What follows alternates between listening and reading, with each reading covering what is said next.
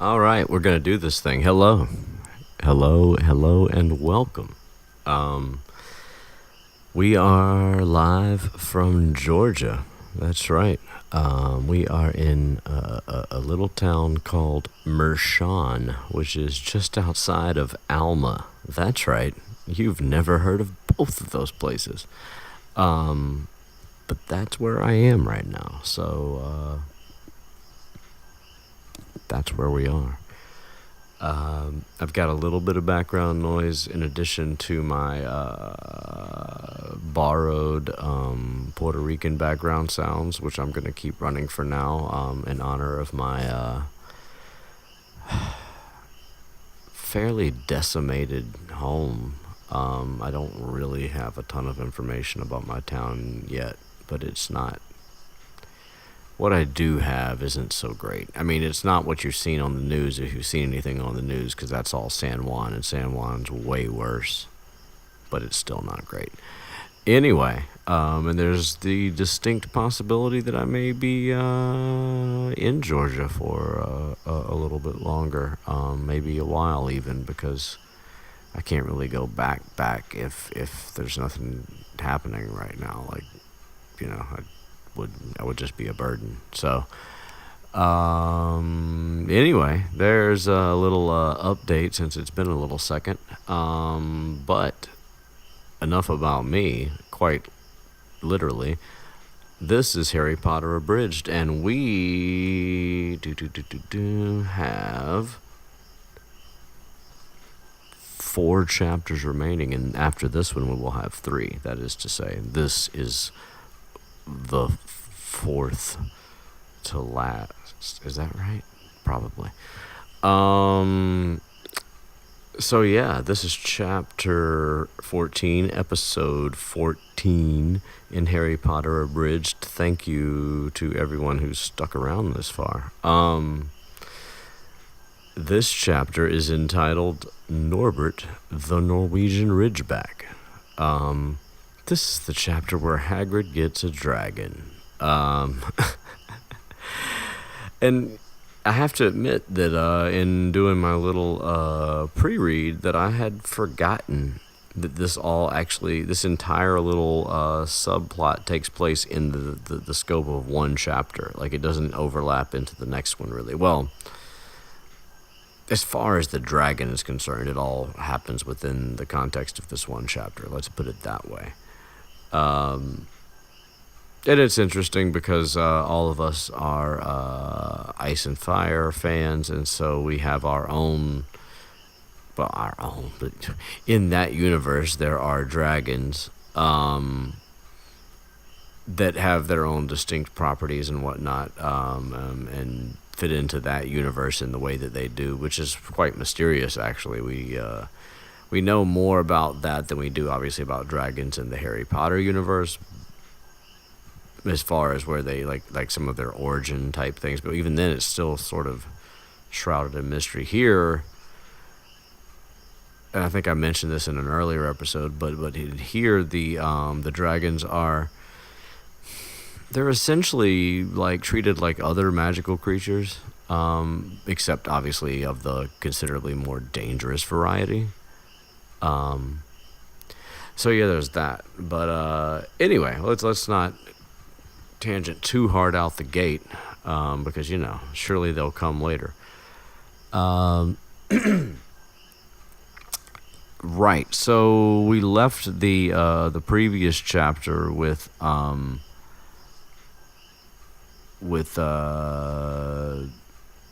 our trio being concerned about Snape approaching Quirrell, and with the whole thought that maybe, well, not maybe, in their minds, with the certainty that Snape is trying to use Quirrell to get past, the protections that are guarding the Philosopher's Stone that they've now deduced is located somewhere underneath the trapdoor that that Fluffy, the giant 3-headed dog, is standing on. So, they're worried because they're like, man, if what has to happen is that Quirrell, has to cave into Snape, then, well, basically we're fucked, is what they sort of feel, I think. But as it turns out, for several weeks after, they see that it hasn't happened. He hasn't cracked yet, although he is looking paler and generally just, worse. And it's funny, too, because they all sort of start becoming like Quirrell's, not cheerleaders, but like his supporters, kind of almost. Like, whenever Harry sees Quirrell, he's like, gives him like the thumbs up, the winning smile. Okay, maybe there weren't thumbs involved, but whatever. And Ron's like, getting on people's cases for like, picking on Quirrell. And so it's like, it's one of those interesting things when we learn a little bit more later that this is happening, but whatever. Right now they believe what they believe, and we can't really fault them because, they're pretty, they're pretty sleuthy for their age. Clever youngins. But Hermione is her Hermioniness is in full effect because the term is coming closer to an end, and she's realized that exams are 10 weeks away. And 10 weeks out is when you usually start studying, right? Okay, no, not me either. But if you're Hermione, 10 weeks out is when you might consider to start studying. And we get one of our differences between the English version and the American version. In the English version, we have mention of revision timetables. And revision timetables in America would be, I don't know the exact wording that they used, but it's basically study planner, if I'm not mistaken. And yeah, so the 10 weeks thing, because Ron's like, exams? Like, whoa, okay, like, we're not at the end of term yet. And she's like, it's only 10 weeks. And of course, and she makes a reference to Nicholas Flamel, that 10 weeks is like a second to him. And Ron's like, yeah, that's great. We're not 600 years old. So bad analogy, Hermione. Sorry. And yeah, so Ron and Hermione do that Ron and Hermione back and forthness over this whole, like, Ron being overly slack about it and Hermione being, overly anxious about it. And exams are important, and not to say that they're not, but she goes on about that. And yeah, so it's Ron and it's Hermione, and they're doing their Ron and Hermione thing where they argue about stuff, and it's cute. But as it turns out, the teachers are essentially more along the thinking of Hermione, and so therefore, wow, I'm really I don't have a pop screen right now, so and the setup that I've got apparently has me blowing into this mic a little too much. Let's see if we can work on that. Yeah, because I don't mean to be, yeah, that thing. Anyway, yeah, the teachers are more thinking like Hermione, and they're like, yeah, we're going to give you a shit ton of homework. Hooray. And so their Easter holidays kind of suck in comparison to their Christmas holidays because they're doing work all the time. And Hermione's like in full on, like, hardcore study mode, and she's like reciting stuff out loud, and Harry and Ron essentially tag along with her and go to the library, and they do the studying. They're just in the more reluctant, lazy student mindset. Probably Ron a bit more than Harry, but nonetheless. And so they're in the library one day, and Harry happens to be looking up Dittany, which will come up later in the story. In 1000 Magical Herbs and Fungi, which is a book that comes up pretty much almost every year. I think it's the same book that they use as the herbology book, like every year. So anyway, and that's kind of cool. Like, I love that she created all of the neat like textbooks with their neat little names and their authors. And I mean, obviously, as we know, Mr. Scamander is in the movies now with his Fantastic Beasts. And speaking of Mr. Scamander, who is also, he's into all sorts of magical creatures, you could say. And he has an affection for even the ones that people consider to be dangerous and not allowed or whatever. And so enter Hagrid back into the scene in this chapter, because let's face it, that's what Hagrid is too. That's the kind of character he is. I mean, obviously they're very different, but they're similar in that regard. So anyway, Hagrid comes into the library that day when they're studying, and they're like, Hagrid? Library? That's immediately suspicious.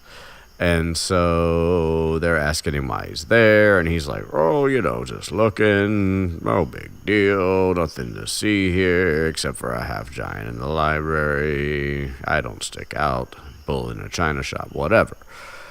And they're just like, okay, Hagrid's not a reader. Let's just keep it real. There's nothing against the man.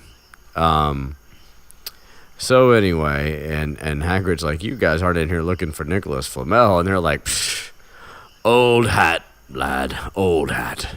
We've known about that for ages, sir. And Hagrid's like, shouldn't have said that. And they're like, we know what the dog's guarding. It's a philosopher's. Whoa, hold up. Hagrid's, no, not in the library. Students aren't supposed to know. Come see me later if you really even want to talk about that. Not that I'm going to tell you anything. But if you wanted me to slip up and say something, at least let me make me do it in my cabin and not here in front of, the library and the students and shit. So they're like, fine, we will come. That will happen. And so meanwhile, they're like, okay, so wait, now that he's gone, why again was Hagrid in the library? So Ron, who is sick of doing what he's having to do anyway, is like, I'll go and inspect. And upon returning, he has several dragon-related books in his arms, such as Dragon Species of Great Britain and Ireland, From Egg to Inferno, A Dragon Keeper's Guide, stuff like that. And Harry's like, yeah, Hagrid did mention to me, like, back when I first met him, that he's always wanted a dragon. And then we get one of those moments where we're like, oh, it's the value of Ron, who's been in this world forever, and so therefore knows things that Harry and Hermione would just not know, especially Harry, because Hermione's like read up on practically everything. But nonetheless, it didn't come spilling out of her mouth, it came out of Ron, so it wasn't on the tip of her tongue or anything. Otherwise, let's face it. But Ron's like, yeah, that's actually, dragon breeding has been outlawed. Like, it was outlawed by the Warlocks Convention of 1709. Everyone knows that, which of course everyone means people that have been born and raised in the wizarding world, but whatever. That's all he's ever known for the most part until he came to school anyway, so we'll cut him some slack on that.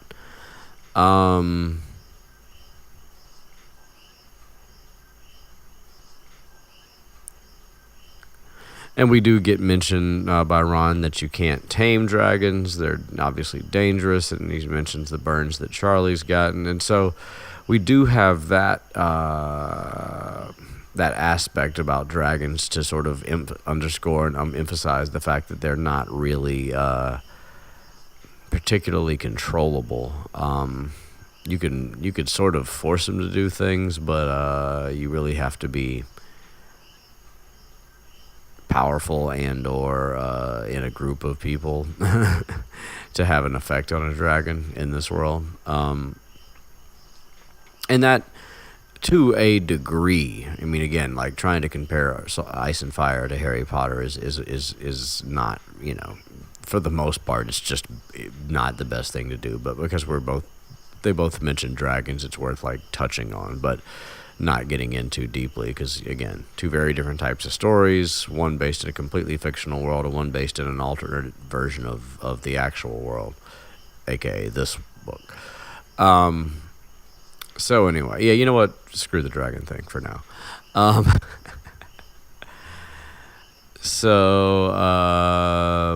Anyway, yeah, they're sort of left with like the mystery of like, oh wait, no, I'm sorry, one more thing.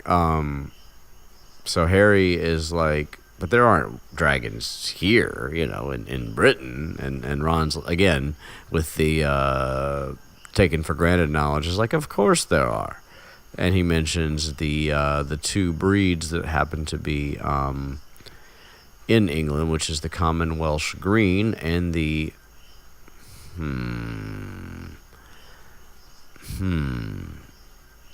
When you've seen a word, but you're not really sure. And I mean, I've listened to the audiobooks, but I don't remember how Stephen Fry pronounces this. So, Hebridean blacks? Hebridean? That seems like it might be the way that it's pronounced. I don't know whether the emphasis is for sure, but whatever. Anyway, yeah, and so it's mentioned that, if Muggles ever spot them, they have to, like, make them forget. Ron just says make them forget. What we learn later is that means modify their memory, which is essentially erasing the memory of the magic. So making them forget is also correct. But then they're just left with like, so wait a minute, what's Hagrid actually up to? Does he have it? They don't really know. But so they go see him a little bit later, and all the curtains are closed when they arrive, and they're like, what's that all about then? And Hagrid lets them in, and it's really hot inside, even though it's a warm day. And there's a fire blazing in the grate, and Hagrid makes them tea, because, again, that's what you do in England. You make people tea. I know you do it other places too, but this book's in England, so we're not talking about that, okay? Okay? Enough about tea. Just kidding. Don't get hurt. I love you and your tea, all of you. Right. So Hagrid's like, all right, what is it? Since, obviously you're going to be stubborn. And they're like, yeah, what else is guarding that Philosopher's Stone aside from Fluffy? And Hagrid's like, of course I can't tell you that. I don't know, and you already know too goddamn much. Anyway, you meddling kids. And he does mention, re-mention, if you will, that the stone was almost stolen from Gringotts, and he's like, I guess you guys must have figured that out too. I don't even know how you know about Fluffy. This is just... like, fuck. And then Hermione, in her brilliance, because that's one thing I do love about Hermione. She knows when to use a little charm, even though most of the time she sticks with the cleverness bit. And she's like, oh, Hagrid, you know everything that goes on around here. Surely you know, and we don't need to know exactly how it's guarded. We just need to know who guards it, who cast the spells or did the magic things that are guarding it. I mean, you could tell us that, right? Apart from you. And Hagrid's like, oh, well, when you put it like that. So, of course, he just starts ticking off names. Sprout, Flitwick, McGonagall, Quirrell, and I forgot some. Oh, who could it possibly be? Oh, yes, Snape. And they're like, Snape! And he's like, oh, you're still on about Snape, huh? Fuck. And I mean, don't get me wrong, Hagrid's being truthful. He doesn't actually think that there is any, like, he's right. Anyway, he's like, yeah, he helped protect it. He's not about to try and steal it. Fucking get over it already.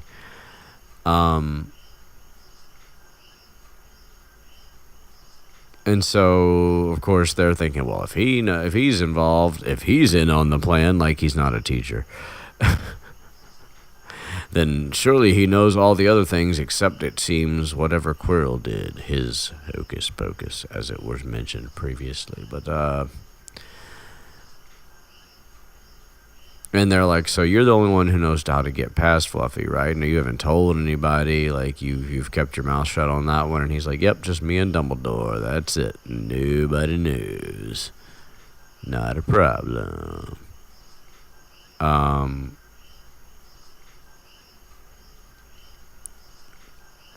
then so they're like at least semi-relieved that like the biggest and first obstacle is still safe because nobody knows how to get past Fluffy. So after that little moment of relief, Harry's like, man, BTW, really fucking hot in here, Hagrid. How about a window, mate? And Hagrid's like, nope, can't do it, buddy. Can't do it. Sorry about that. And then Harry sees something in the fire. And he's like, yo, what that, bro? Even though he totally knows. It's a big black egg. Hagrid had books about dragons. We can put 2 and 2 together faster now, because we can. And so Ron's like, where'd you get it? And Hagrid's like, yeah, I won it off a chap playing cards. Hagrid gets into the most ridiculous shit in Hogsmeade. Like, you should lay off the fucking whatever the fuck it is you drink, Hagrid. Slow down, buddy. And to think how much liquid that actually takes, since he's half giant and all. You imagine Hagrid in the back garden taking a piss then, for 30 minutes. Anyway, right. And so, yeah, so he won the dragon's egg off of a chap he played cards with, who shockingly seemed to be happy to get rid of this dragon's egg. I can't imagine why.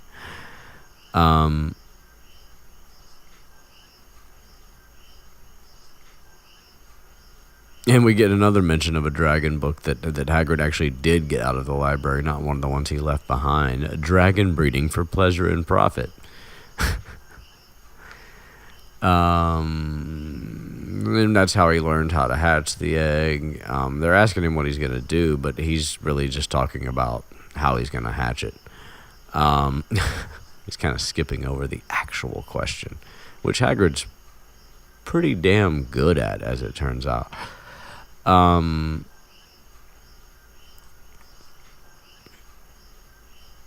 we find out that this dragon is neither one of the ones that Ron mentioned. It is a Norwegian Ridgeback. Rare, them. And Hermione's like, your house is made out of wood, right? And that dragons breathe fire and that wood burns. And Hagrid's like, yeah, not hearing you, not paying attention. And so now they're back at school and they're like, oh, fuck. As if we didn't have enough to worry about in life with, which of course, it's worth mentioning. it's entirely worth mentioning that it's not like anybody's forcing them to care about the Philosopher's Stone or about this dragon. And you know, it's Hagrid's problem. They could totally let it be Hagrid's problem. I mean, and let's face it, with something like a fucking dragon, it might not even be a bad idea as a student at a school to let it be Hagrid's problem. I mean, don't get me wrong. Don't get me wrong. Part of what makes Harry, Ron, and Hermione who they are, individually and as a group, is what they'll do for their friends and the lengths they'll go to. So, you know, it's admirable in its way. But anyway, so yes, it's mentioned that now they have, you know, something else to worry about. The dragon situation with Hagrid, which is very uncertain and potentially, you know, catastrophic. And Ron wonders what it's like to have a peaceful life. Sighing. Because again, they don't really, in their minds, have any option but to be concerned about these things. And then one day Harry gets an owl from Hagrid, and it says that the egg is hatching. And so instead of skipping class like Ron wants to, they go on their break, and but they're arguing about that in the fucking entrance hall because they're fucking idiots, and in this moment anyway. And Harry's like, hush, and Malfoy happens to be walking by, and they're like, oh shit, what did Malfoy hear? And Malfoy's got like a shit-eating grin on his face or something of that nature. Whatever it is, Harry doesn't like it. It doesn't bode well for this dragon scenario. And so Ron and Hermione argue because that's what they do. And then they agree that they're going to go on their break, right? That's what we said a minute ago. I just remembered it early. And so they do, and Hagrid lets them in, and he's all excited because, you know, he's Hagrid, and the monster's about to be born, and so therefore, well, strike up the band and pop them fucking corks and shit. And let's see, so he's moved the egg to a table, which I guess means that the fire part is unnecessary. Well, not, but at that part of that phase of Operation Hatch an Egg is over. Hashtag hatch the dragon egg. Don't ever hashtag that. That's stupid.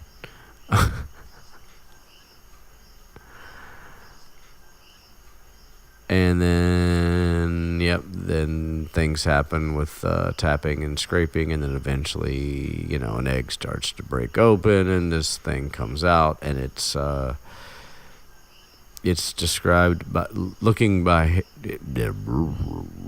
it's described as looking to Harry like a crumpled black umbrella, which of course it would be a very small umbrella because it's a baby dragon. But anyway. And then, yeah, so it sneezes and some sparks fly out. So we see that there's elements of fire pretty much from birth. And Hagrid's like over the moon, basically. And he's like, bless him, he knows his mummy. Because he snaps at Hagrid's fingers, of course. And that is a sign of affection. And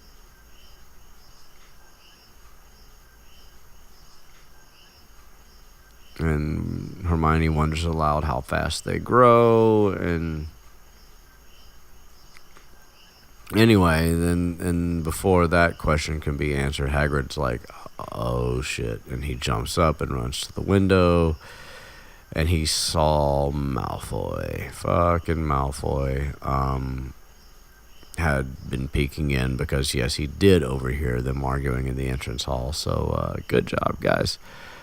And so now it's on, because like now Malfoy knows for sure that Hagrid has a dragon. So how that doesn't somehow turn into a problem for a week is beyond me, because it certainly doesn't take that long for Malfoy to send an owl to his dad or something, if that's what he wanted to do, if that's what the route he wanted to take. So anyway, I don't know, but he does something, because he's got like the grin and the smile thing going on for the rest of the week, and so they're like, oh fuck, what is he gonna do? What is he gonna do? Never mind why he hasn't done it already, but what is he gonna do anyway? Because he looks like he's up to something. We know he knows something. So anyway, so now they're like desperate, because they're like, fuck, Hagrid, you got to get rid of the damn dragon. Like, this shit is not, it can't go on, man. It just can't. But Hagrid's like, I can't let him out because he'd die. He's too small. And, secretly, I'm sure that they're all like, that would probably be okay, Hagrid. But, anyway, we find that it's grown 3 times in length in just 1 week, which is, pretty fucking rapid. And it's got smoke coming out of its nostrils, and Hagrid hasn't been able to do his job. It's not good all around. And then Hagrid announces that he's decided to call him Norbert, because of course he did.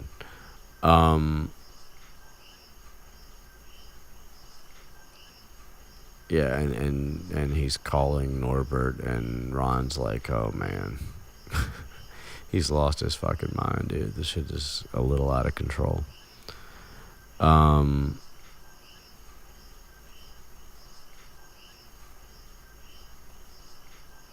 So yeah, the whole issue of like what to do about this Norbert situation goes back and forth for a second, and then Harry has a sudden inspiration, as it were, and realizes that, oh yeah, Ron, you've got a brother, he's in Romania, he does this dragon thing. Why don't we send, if there's a way, why don't we send Norbert to him? And they're like, oh yeah, let's send an owl to Charlie. So that thing is done, and because, and again, like, so now we're into the following week, and like what the fuck? I mean, is Malfoy, like, what?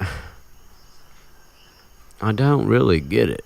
I mean, Malfoy is like the fastest tattletale in the world when he wants to be. So, like, is he holding out, or is there some sort of like communication issue? I don't. First book woes. Let's see. So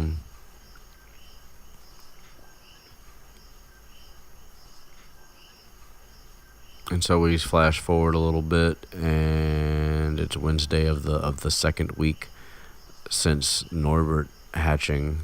And Ron comes back into the common room with the invisibility cloak, and he's been helping Hagrid feed Norbert, and he's been bitten, which turns out to be rather problematic unto itself, because dragon bite, not clean. Anyway, and Ron mentions that Hagrid was singing to Norbert when he left, and that Hagrid actually gave him shit about getting bitten for scaring the dragon. It's like, yeah, a little out of control. Anyway, so while that little story is happening, all of a sudden Hedwig shows back up, and they're in the common room. It's late, but yeah, Hedwig shows up because that's, Hedwig knows where Harry is, kind of magically, I guess. Instead of coming in the next morning, she knows to somehow come to the common room. And this happens more than once, so it's not like it's an isolated incident. I don't think that's a mistake or anything like that. There is kind of a Harry Hedwig thing, and maybe that's how it is with most people and their magical pets. Maybe that's part of the bonding process, is that they kind of have like a magical homing beacon on your ass or something. I don't know, man. Anyway. And I mean, I guess there's also like an implied like additional level of intelligence that like goes beyond what the normal magic. I mean, sorry, the normal version of the same creature would be. Because I mean, that's the thing. These aren't. Well, obviously they're magical owls. They're not regular owls. Anyway, and so they get Charlie's answer, and we run into another little interesting thing here. So. He's like, all right, well, I got some friends that are coming to visit, and they can, swing by Hogwarts and pick them up. But can they? I mean, obviously they do, and this thing happens. But it's mentioned later that there's, like, supposedly always, like, a basic protection around Hogwarts. Maybe that only covers the grounds, but, I mean, like, when you have a magical school, like, wouldn't you want to, like, also be able to prevent people from just randomly flying in? Or maybe times are so peaceful at this moment, or they have been peaceful up to this moment for some years, that like some of the more even basic stuff has been lax. Wait, how do you verb lax? Have been made more lax, more relaxed, whatever. Because the troll also gets into the dungeon, and how the fuck do you do that? Yeah. Anyway. So, yeah, and I mean, and Charlie seems to not think it's going to be a big deal either. He's like, yeah, just bring just no biggie, just bring the dragon up to the top of the tallest tower, and my friends will come and scoop him. So they send an owl back, being like, yep, that'll work, we'll do it. Midnight on whatever day it is, Saturday, that's the one. So they have to get to the end of the second week, which is, Saturday. And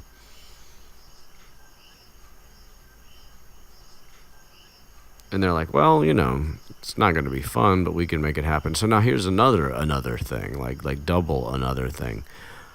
Why the fuck couldn't they just tell Hagrid to bring Norbert up there at midnight on Saturday? Why did they have to do it? And Hagrid going along with that shit too. Like, he should have been like, no, it's cool. That's, now that you've gotten it worked out, I'll handle that part. But because fiction, stories, and conflict, we need the trio to be involved. Except that Ron cannot be, because his hand is a problem. Like, by the next day, it's swollen to twice its normal size, and he's like, I don't want to go to the hospital wing, because how can I explain a dragon bite? That can't go over well. But it like gets to the point where like he just has to, because it's like turning colors and shit, and like, he could lose his freaking hand over this shit. So it's like, let's bite the bullet, buddy. So anyway, that means that now we're left with, well, okay, let me not get ahead of myself just yet. Let me get ahead of myself later. No, let's just not do it at all. How about that?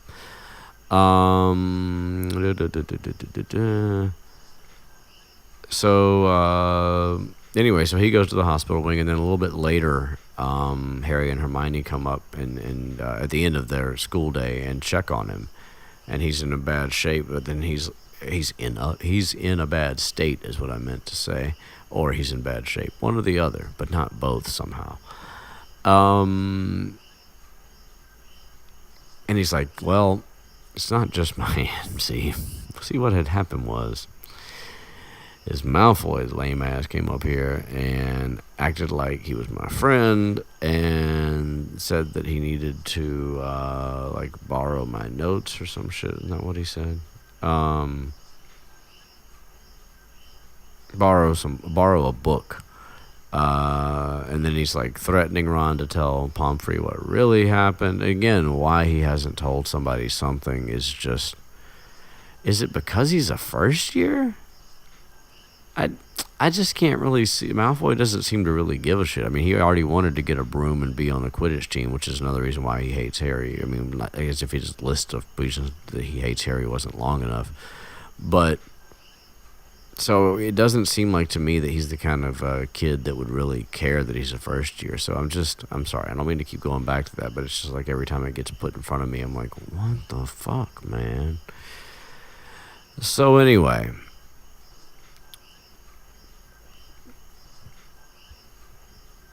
and they're like, well, listen, Ron, it'll all be over Saturday at midnight. And then instead of that calming Ron, he's like, oh shit, fuck. And they're like, dude, what? And he's like, that book that Malfoy borrowed, it's got Charlie's letter in it. And so they're all kind of collectively like, fuck. But it's too late. Like, it's too late to send another owl to change the time. Like, they just have to do what they have to do. And so, they're like, well, we'll just have to risk it. Let's do it. And so Harry and Hermione, because Ron's in the hospital wing still, have to go and visit Hagrid again, one last Norbert time. And Norbert is packed up in a crate, and let's see, and Hagrid's got rats in there for him, and it's mentioned that he's got his teddy bear, his fucking teddy bear. A dragon has a teddy bear. Oh, Hagrid, you silly, silly man. And so, and then we hear ripping noises inside the crate, and Harry kind of privately thinks that maybe that was Teddy losing his head. So it brings you back to like, wait a minute, did Hagrid have this teddy bear all along, or did he just get one for him like at the last minute? Anyway, and again, Hagrid's like perfectly fine with sending Norbert off with Ron and with Harry and Hermione and an invisibility cloak and whatever, Never really mentioned that Hagrid's like seeing the cloak for the first time or anything like that either. I mean, I'm sure maybe he knew about it belonging to James, so maybe he already knew that he had it. Maybe because Dumbledore or something. Anyway, so after Hagrid's cheerful goodbyes and shit, they head back up to the castle, and they get in there, and they have to do a lot of staircase climbing and huffing and puffing and being underneath the cloak and staying in the shadows. And then all of a sudden they hear movement, and they like hide even though they're invisible. And as it turns out, it's McGonagall, and she's hauling Malfoy down the hall by the ear and saying that he's going to get detention and 20 points from Slytherin. And Malfoy's like, no, Harry's coming, it's Harry Potter, and he's got a dragon. And she's like, bruh, really? A dragon? Yeah, I mentioned detention, right? Okay, good. And so after that little encounter, and they see that all pass, they're like elated. They're like, oh, Malfoy's in detention. This is fucking great. And Hermione's like, I could sing. And Harry's like, please don't. And so they wait, and Charlie's friends show up, and they're friendly, and they don't have any problem flying into Hogwarts, the topmost tower, and they have a little harness rigged up to carry the crate because apparently they knew there'd be a crate. And so they get that all together, and then Norbert is going. And they head back down the staircase, and they're like, aside from like the looming mystery of the Philosopher's Stone, they're like, holy shit, Malfoy's got detention. We got rid of the dragon. Life is good. And then they come out at the bottom of the tower, and they're like, what could spoil our elation? And they run into Filch. And he's all, well, we are in trouble. And we find out that they totally, in their elation, I'm just going to use that word again, that they totally left the fucking invisibility cloak on top of the tower. And that's how the chapter ends. And I have to say that's definitely a slip up on Hermione's part to let those emotions get in the way of like logically remembering to grab the cloak. Although Hermione's not good at chess yet either, so I don't know if that's supposed to be a parallel or what. But anyway, that's what happens, and we'll get into the repercussions in the next chapter. But as I said at the beginning, the whole arc about the dragon begins and ends in this one chapter. And I totally didn't watch the movie segment beforehand like I had been doing before, so I can't really remember the differences or all of them. I know that the dragon is in there. I can't remember if... I think they all get the detention and all that stuff happens too, right? Oh, well. I will watch it after because I have to pick my screenshot, but I meant to do it ahead of time. I apologize. Anyway, thank you for listening. It's good to be back. I missed you guys. Stuff like that. Not just stuff like that. That stuff specifically. And yeah. We will try to keep this going. I don't know exactly what the rate will be, but at a reasonable rate so that we can finish up these last 3 chapters, and then, then we could move on to the next book, I suppose, is what I'm thinking. Anyway, yeah. Have a lovely day, morning, evening, any of those day parts that you're in right now. Enjoy it. And we'll see you next time. All right? Peace.